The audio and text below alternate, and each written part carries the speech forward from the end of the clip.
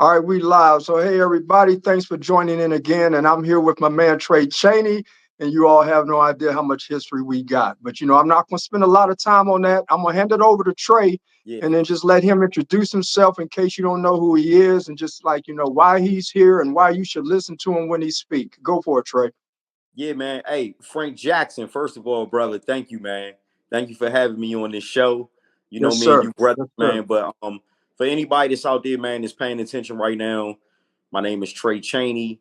I'm an actor, I'm an artist, producer, writer, director. Some of you all may be familiar. I say some of you all in a humbling way, but the world is familiar with me from playing the character Poot on the HBO series The Wire. You may Right. have seen me on all 6 seasons of Bounce TV's Hulu's hit show Saints and Sinners. I'm on BMF Right. as the character Bleak, the award-winning limited series Swarm by Donald Glover. We Own This City. I play a cop, but my entertainment career, I've been in this business since I was 8 years old. So you talking 30 plus years just in the business of television, film, and music. And to still be sitting here, having this discussion 30 years later, man, God is amazing. I'm blessed Mm-hmm. to still be in the business doing exactly what I said I was going to do when I was 8 years old, all the way up until now. So those accolades in television and film, they just allowed me to produce, and executive produce my own projects now. Like Hidden Lies is a film that was written by my brother Food with the Camera, starring myself. I cast Clifton Powell, JD Williams, Dennis White, Lil Zane. And yeah, man, I'm just this, like I said, still be in the business and still be representing like I do. I'm having a lot of fun. Yeah, that's awesome, Trey, and congratulations on everything. I've been watching you from a distance, man. I'm just proud to know you and proud to, that we have a relationship. Yeah, we But family, so bro. this, go ahead. I said we No, family. We family for oh life. yeah, yeah, yeah. So this series, man, is Hollywood Dead. There's a lot of anxiety out there right now.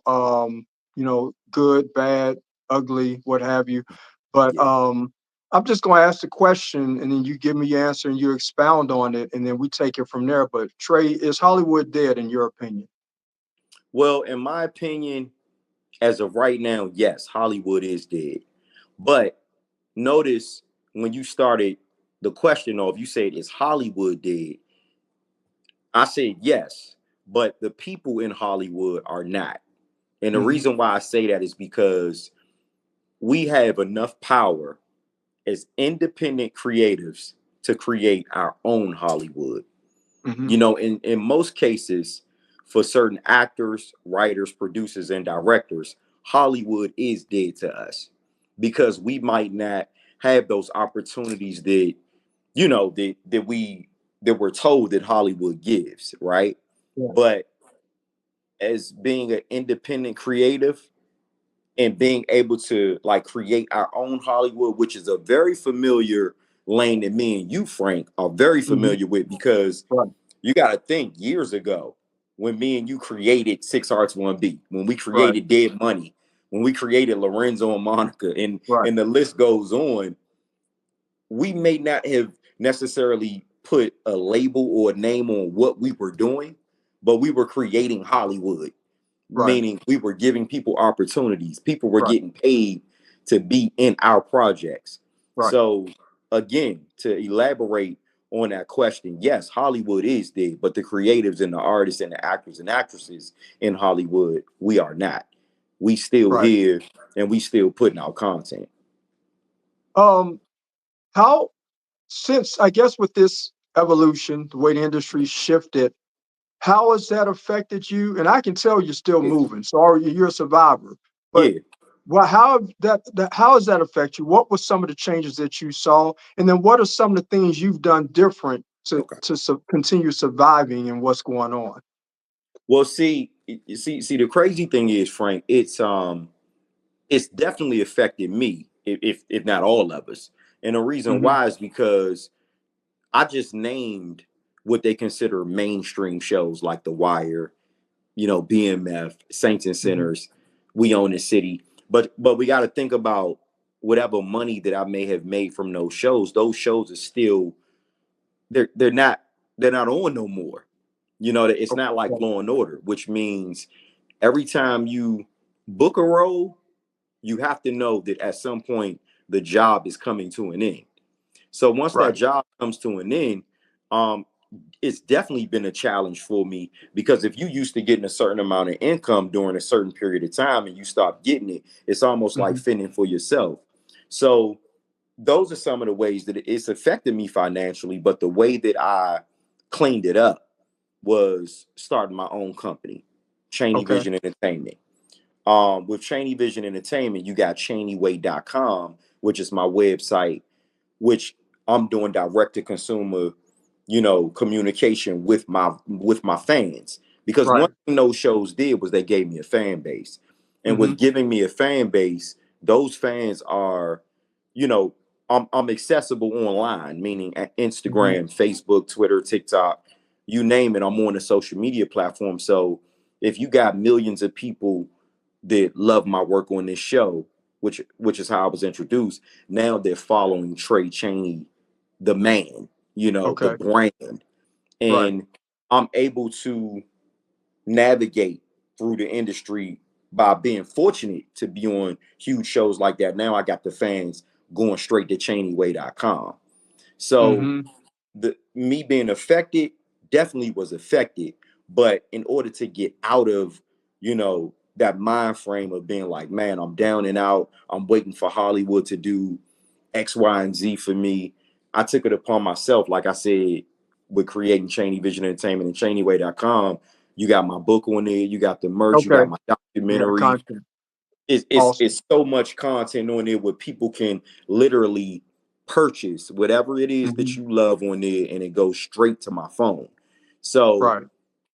I always tell people this: you're one opportunity away from something blowing up. You just got to be ready. And Right. people like me and you, Frank, we're ready. Like I'm just sitting up Mhm. here, I'm describing ChaneyWay.com. Let's say 1 million people watch this today, and they like, Mhm. oh, that's where we can find his book. That's where we can find his documentary. Right. Then it's instant. So it's Right. like staying ready so you don't got to get ready, regardless Mhm. of whatever circumstances that you might be facing with this whole quote unquote Hollywood ring or game. Right. Right. So it sounds like obviously you've taken advantage of social media, and that's Hmm. good. Um, Now, I'm going to parlay some things that Gary said into this conversation, because he has some interesting things to say. And one of the things he talked about is how, like when I first worked with Gary, it was during the time where when you finish a film, and even you in this case, when you finish a film, you have to hope it gets picked up by a distributor, and then if it does, more often than not, it was a horrible deal. So you're not going to see a dime behind it and what have you. But be that as it may, the industry has shifted. One of the things Gary was saying was that he now, when he approaches an independent producer, that he's looking at points, as well as or in place of a salary. Because he Yeah. was saying there was a time in the industry where, you could count on the points and the royalties and stuff coming through. But now that everything is being streamed, it's hard for streaming platforms to monetize what an actor is worth. So he said, Mhm. now this is the route that I'm going. Have you seen that, or do you have you been doing that as well, or is that the talk amongst actors in your circle?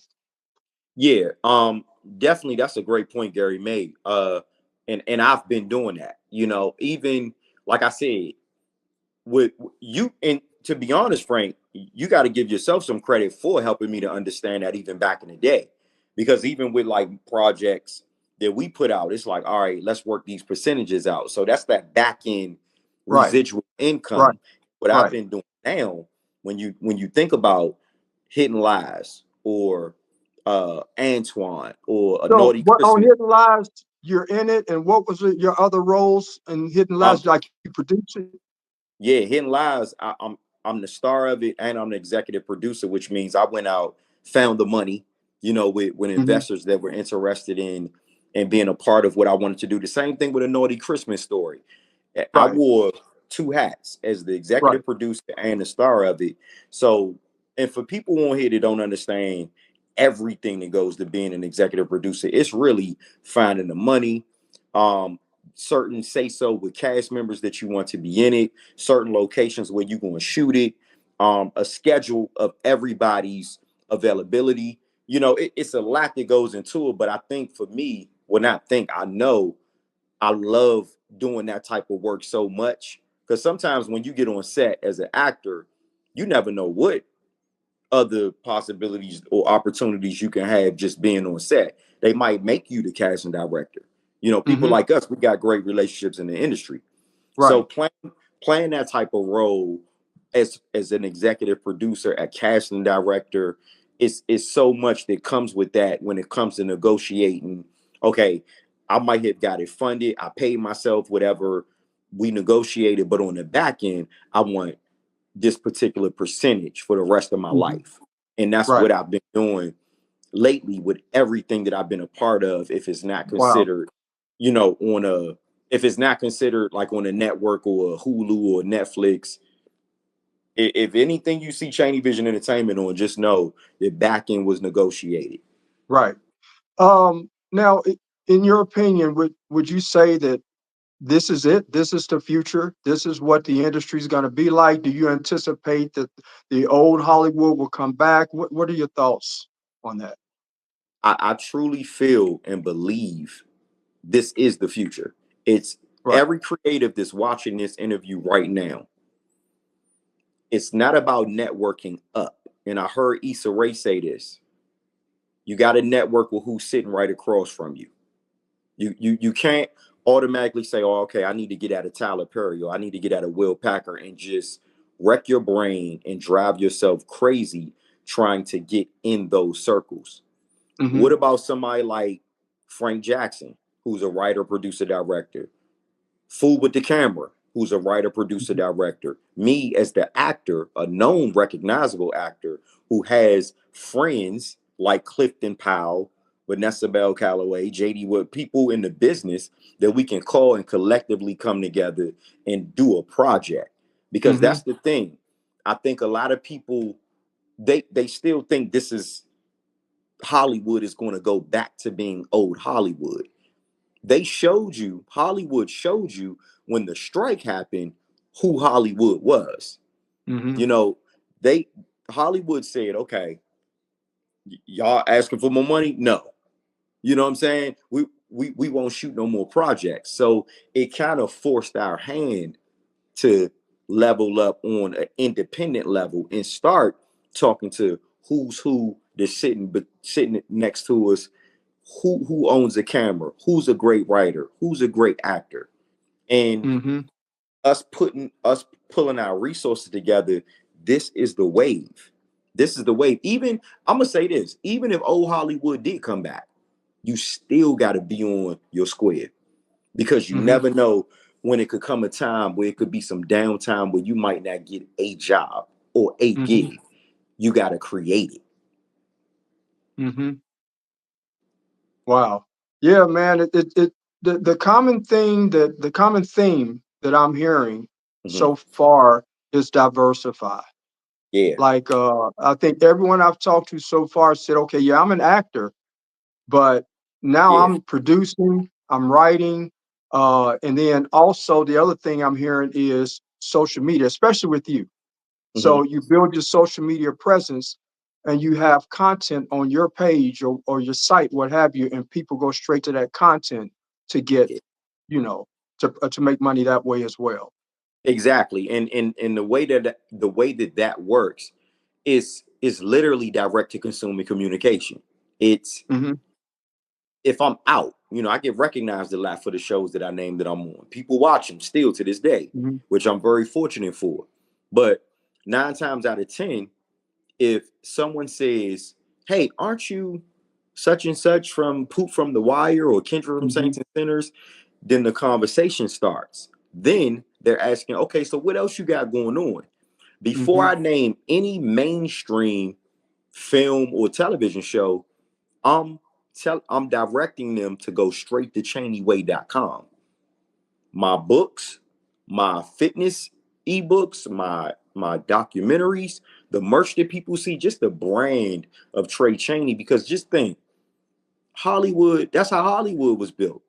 They went out there talking to people. They went out there and, raised their own money to make certain projects. And then you got all these blockbuster, box office hit films. So I've turned into the brand. I'm turning into Hmm. my own network. I've Right. turned into the person that, people can, oh, wow. You mean to tell me I could pull out my phone, which is 10 times out of 10, everybody's on their phone, Hmm. go to your website in front of you and look at something I like and click pay. However, Cash App, Venmo, Apple Pay, the credit card, whatever. And soon as they hit pay, you mean to tell me I got all your information? I got where you live at because I got to ship it. I got your email address, and I'm building my portfolio. And the money, soon as you hear that ping, it goes right to my phone. So it's building that rapport. So it's like, say me and you write a movie tomorrow, and I hit Hmm. send to everybody in my catalog that bought merch and product. Now you got them saying, "Oh, I'm gonna go check out your new movie." Right. So that's how I've been working it. So the I don't know if you remember, man, back back when we would do a film premiere, the budget that it would take, because the only ways you can market was radio, television, some posters, billboards, what Yeah. have you. Man, now, with social media and Mm-hmm. how affordable marketing is, it's almost like the power now is in our hands. Like you can spend an X amount of dollars and then not a Yeah. crazy amount of dollars, and your trailer is on someone else's phone that lives in Arizona. Yeah. Like how have you utilized the marketing aspect and do you have any input on that on effective marketing, taking advantage of the social media tools to get your work out there? Yeah, well, for anybody that's on here that's paying attention to, when you look at social media, you got a way that you can boost your reel. You can, when I say boost it, you can spend X amount of dollars where it gives you a wider range of traction. So, like you said, Frank, it's people. If you in DC and I'm in Atlanta, but then you got somebody going to the website from California, and then you got to ship merch or product down there. That's Mhm. because of the $5, $10 ads that you may run during Right. the week. You like, or if you say you get extra money and you say, look, I'm gonna put $100 up, but I'm gonna break it down. I'm gonna put $20 a day for 5 days for this post to reach. And the thing is, make sure it's something that you're passionate and good about. You know what I'm Right. saying? Make sure it's something that you feel that's gonna be good, that's gonna really strike. Like for me, I'm Mhm. an actor. So you gotta put up, you know, thought-provoking You're type of talking scenes. content now, right? Yeah, Content? Okay. it's that type of content that you got to put out there. So definitely running ads, boosting posts, that works, and I'm living proof of how that works. Right. I got a question for you, man. Now, what's your opinion? When I first started, I'm not gonna lie, I was one of those guys, like I'm looking for that big deal, the three-picture deal, Yeah, Hollywood, big distributor, somebody, and da da da da da. And now I've transitioned to I just want to make money doing what I love to do. And it that's it. wasn't necessarily a transition from I gave up and I quit. It Mhm. was like I just evolved as a person. And so what's your thoughts on the people where it's more important to them that their film comes out on this major, well-known platform versus actually making money from their work? My thoughts on that, Frank, is kind of like along the lines of what you're saying. Once this business and everything that you put in your time and energy to, once that part becomes not fun anymore, that's when it's time to stop. Like you Right. said, you want to do something making money that you love to do. Some Hmm. people get into this business and the discouragement is going to come when you're trying to go big, unless you just get fortunate. People you know, we in a business where people might can get lucky on their first try, but for people like us that's been grinding for years and years, and all of the accolades that we did accumulate, you know, we celebrated that because we actually earned it because we put the work in. So Right. I wouldn't necessarily go the route of just trying to hurry up and get the big one out the gate. That's everybody's goal. But once that doesn't come, don't let that throw you off. And that's Right. my thing. You have to have a life outside of the entertainment business, because Mm-hmm. this is an unpredictable business. So I remember, Frank, back then you was talking about stuff that we doing now with your health and getting your credit right. You know, because that's the type of stuff right there. Once that's put into perspective, that type of energy is going to rub off into so many other things to just come Right. into your life. It's the law of attraction. Mm-hmm. And I never understood that until you were one of the first people I told, yo, Frank, I'm doing this Trey Chaney conscious diet. I'm about to stop drinking. I'm about to eat right. I'm about to work out. And you got to think, during the times that I did that, so much came to me. Mm-hmm. So much came to me. Clarity, for one. Just thinking with a clear mind.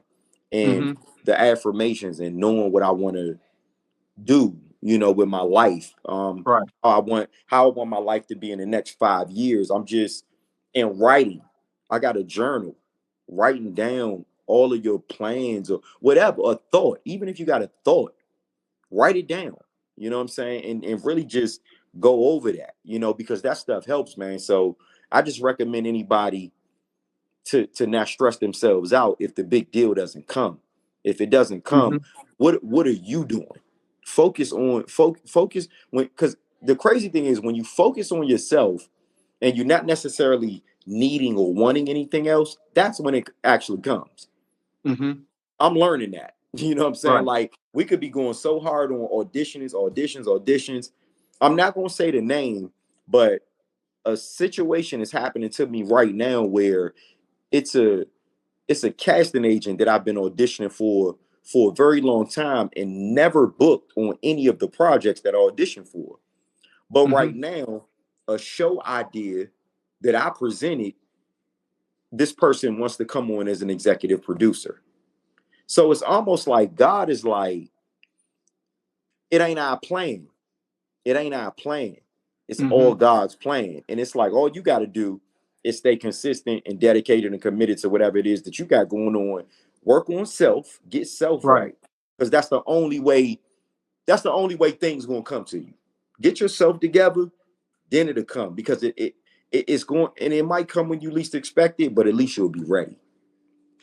It's interesting you say that because, one day I was reflecting on all the documentaries you watch, from people in the industry before that may have passed on, the stories, the tragic stories, dying early, drug overdoses, or dying broke, and you, I was like, they don't have to be that way. Yeah, Like, fame doesn't have to cost that much yeah, if you can really just take the time and find that balance. And that seems to also be a common theme that I'm hearing amongst people. And you really highlighted it, is that let me focus on my health. Let me yeah, focus on my family. Let me focus on purpose, or what role, what is it that I want to do versus what God wants me to do? Where should I be? And just that whole connection. And it seems like, if I'm understanding you correctly, on your page, you have your content, you offer this type material, whether it be through books, videos, or what have you? yeah. I got consultation because a lot of people, I have this thing where I do called Gems by Trey Chaney, and I just share uplifting, motivational, real life stuff, relatable, Okay. that people can relate to. Because people, you got Trey Chaney, the actor, the artist, but then you also got Trey Hmm. Chaney, the man and the regular human being. All of us Right. wake up, we put our pants on the same exact way. Hmm. Nobody's bigger than the next person. You know what I'm saying? Nobody, you don't belittle nobody. So my thing is, the services that I offer is just encouraging people to never give up on their dreams, regardless of the circumstances. And things are always going to be tough. We imperfect human beings. We make bad decisions. Hmm. Sometimes they teach us valuable lessons. But as long as we learning from whatever it is that we might have made a mistake on, and we learning the lesson, eventually, once you get yourself together, they'll turn into blessings. So I've been able to navigate like through the industry, throughout the world, period, just to, uplift, encourage, inspire people as much as possible to just never give up. And I'm telling you, man, it's until now that I understand that working on that inner me, it is nothing like it. You know what I'm Mm-hmm. saying? I Yeah. got this thing where I always say, never let the inner me become the enemy. Mm-hmm. And sometimes we be our own downfall. Right. If Right. we poisoning our bodies, or if we thinking negative thoughts, or if we around negative people, who if we associating ourselves with people who just continue to mislead us, and not really there for our well-being, I'm cool with being alone. Right. I'm cool with God. That's it. Right. Me Right. and God. And if it ain't that, I don't even want to deal with it. Right. I'd rather do my own thing, and just let the universe do Man. whatever it's going to do for me. Because one thing I always say, whatever difficulties that you might be having in your life, that's not the end all be all. It's never that way. Because when you think Mm-hmm. about some of the most difficult times, tragedies that you had in your life, look at us now. It's like, okay, Mm-hmm. well, even if this was 10 years ago, I got over it. I'm And I still might have here. been in a situation, we still here. That might Yep. have been a situation where we might have looked like, man, I don't know how I'm gonna ever get out of this. I take this house, for instance, this house that I live in. I remember living in an apartment in Maryland when me, my wife, my kids lived in Maryland. And for the longest, living in that apartment, it was like, I wonder, will my credit ever get good? I wonder, will I ever be able to buy a crib? And I'm in a crib that was built from the ground up. Never knew that Right. was even possible. You know what I'm Right. saying? Right. Until now. So it's Right. like, wow, I might have been thinking that 10, 15 years ago, but now it just showed you how, staying down till you come up, Mm-hmm. how it works out. Wow, man, this is great information. I'm loving how this series is shaping up because Yeah, we are talking about the industry, but I'm also what I'm like I said, the common theme is people are talking about a balance moving yeah, forward. But yeah, we at the end of it here, man. It's been a yeah. pleasure, Trey. Hey Frank, Much you my love to brother, you, brother. man. Love you, man. Yep, Yeah, for yep, sure. man.